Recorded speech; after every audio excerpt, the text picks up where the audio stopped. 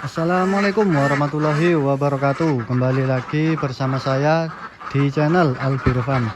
Bagaimana keadaan rekan-rekan semua? Semoga kita semua diberikan kesehatan ya rekan-rekan, dan diberikan rezeki yang banyak dan barokah. Amin amin ya rabbal alamin. Oke rekan-rekan, jadi pada kesempatan video kali ini saya akan berbagi pengalaman ya mengenai PR terbesar bagi peternak bebek petelur. Nah, apa PR terbesarnya? Simak terus video saya sampai selesai ya rekan-rekan, agar paham dengan apa yang saya sampaikan. Oke, langsung saja ya. PR terbesar untuk peternak bebek itu berbeda-beda rekan-rekan, dan tiap fasenya itu PR-nya beda. Maksudnya gimana? Nah, akan coba saya jelaskan ya. Jadi intinya ya, PR yang terbesar bagi peternak pemula yang baru belajar peternak bebek petelur ya, itu PR paling besarnya adalah pemasaran rekan-rekan. Jadi mencari penjual atau pembeli bebek, pembeli telur bebek, istilahnya lah mencari pasar ya rekan-rekan. Itu PR yang paling sulit dilakukan oleh peternak yang baru belajar bebek petelur ini, atau peternak pemula istilahnya. Itu yang paling sulit rekan-rekan, karena jika kita peternak pemula yang baru belajar peternak bebek itu mencetak atau memproduksi telur itu sangat gampang rekan-rekan. Tinggal kita kasih pakan pasti akan bertelur. Nah, yang paling sulit itu kan menjual telurnya, karena kita sebagai pemula itu tidak mengetahui pasarnya, tidak mengetahui penjual telurnya, sehingga ya kita kesulitan pasti itu. Jadi peternak pemula pasti kesulitan jika memasarkan telur, belum mempunyai koneksi lah, belum mempunyai pasar, belum mempunyai kenalan bakul-bakul seperti itu. Itu jadi kendala atau PR terbesar bagi peternak pemula itu seperti itu rekan-rekan, pemasaran. Nah, nanti setelah kita sudah mengetahui pasarnya, kita sudah mempunyai pelanggan, itu PR terbesarnya itu beda lagi rekan-rekan, bukan pemasaran lagi.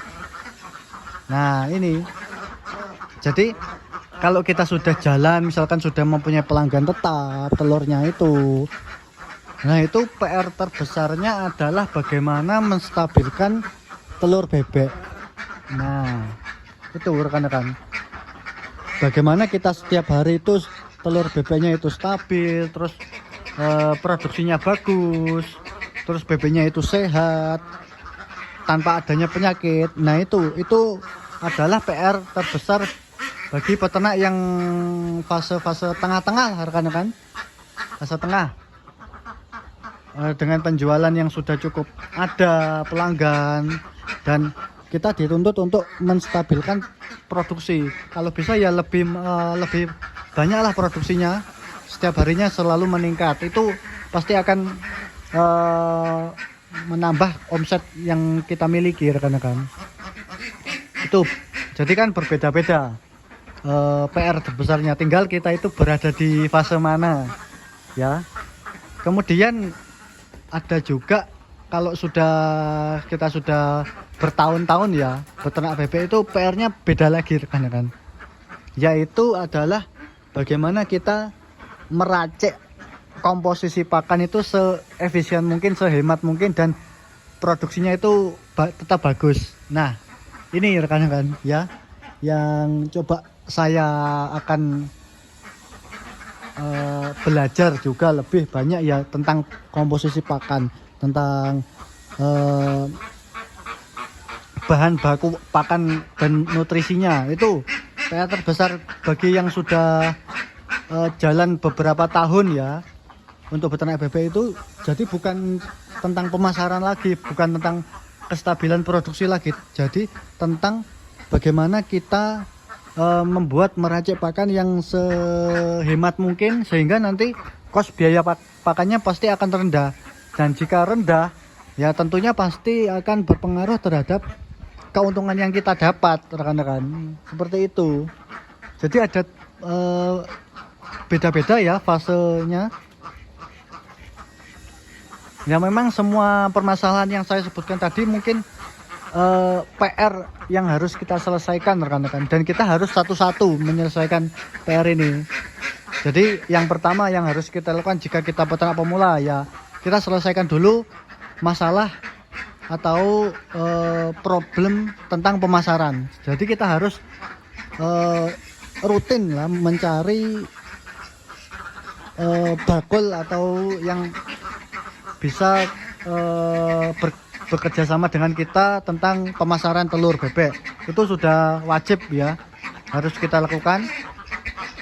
Sehingga setelah nanti berjalannya seiring waktu, setelah kita mendapatkan pelanggan yang tetap seperti itu, jadi kita harus menyelesaikan juga tentang bagaimana produksi kita itu tetap stabil. Nah, bagaimana kita harus belajar manajemen kandang, terus kita harus belajar berbagai macam jenis penyakit yang menyerang unggas, sehingga nanti dengan perawatan yang bagus itu pasti problem atau permasalahan dari kestabilan produksi itu bisa terselesaikan, rekan-rekan. Jadi kita mempunyai bebek yang produksinya bagus seperti itu. Kemudian yang selanjutnya yang harus kita selesaikan adalah bagaimana kita membuat atau meracik pakan yang seefisien mungkin, semurah mungkin ya. Itu bagaimana. Jadi kita harus coba-coba berbagai macam komposisi pakan. Jadi jangan tergantung pakan pabrikan ya, rekan-rekan. Karena kalau kita membuat pakan pabrikan itu setiap waktu terus naik terus harganya ya. Jadi kita harus cermat dalam memilih komposisi pakan campuran ya.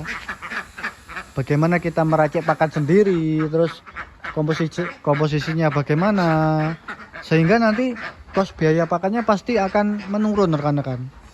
Seperti itu ya, rekan-rekan. Jadi PR bagi peternak bebek petelur itu sebenarnya ada 3 itu, rekan-rekan, yang harus kita pahami. Kalau kita bisa menyelesaikan 3 permasalahan itu, insya Allah nanti kita bisa sukses di dunia bebek petelur ini, dan bahkan bisa terus berkembang ya jumlah populasinya, seperti itu, rekan-rekan. Oke, mungkin itu saja yang bisa saya sampaikan ya pada video kali ini. Terima kasih. Apabila kalian menyukai video ini, silakan like, subscribe, dan komentar di kolom komentar ya, agar channel ini semakin berkembang. Dan tentunya tetap nantikan video saya selanjutnya. Terima kasih.